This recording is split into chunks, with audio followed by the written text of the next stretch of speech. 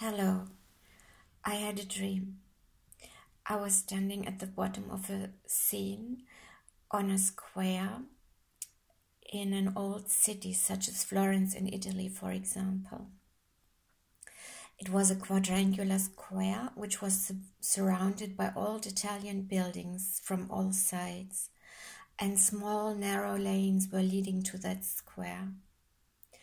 And from the point of view where I was standing, into the facades of the buildings, a church was integrated. One could step up to that church via a broad stone staircase, at the foot of which, each on a column, one on the left and one on the right, there were two statues of saints, which were made of marble or some other white stone. And the whole scene was dark. It seemed to be all dark. It was an evening or night. I presume that it was a summer evening or night. And it was very dark. There was no source of light. There was no moonlight, nor was there any light coming out of the windows of the buildings which were surrounding the square, nor was there a street lantern. There was no light.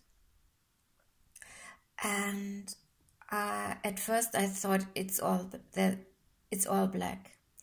And as you get adapted to the darkness, you gradually start to see things.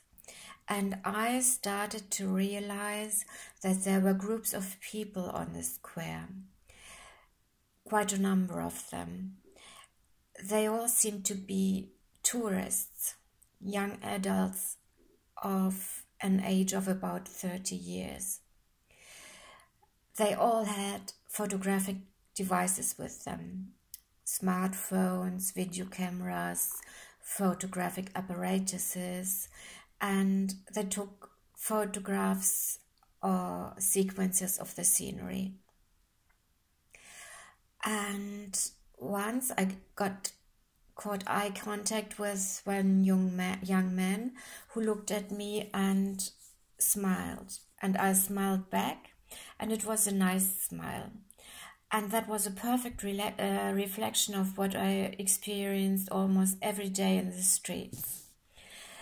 When I smile at people, and most of them smile back, superficially that is very agreeable, and it makes life more comfortable. Everyday life makes everyday life more comfortable. But in the smile of this young man, I felt that there was more to it, that there was a longing to get into contact with other people, not especially with me, but with people on the whole, because although these people were standing in groups on that square and they were, as I said, rather young, there seemed to be no real communication between them. They scarcely moved, and I had the feeling that they didn't speak to one another, that they were all alone on the inside. And then something happened.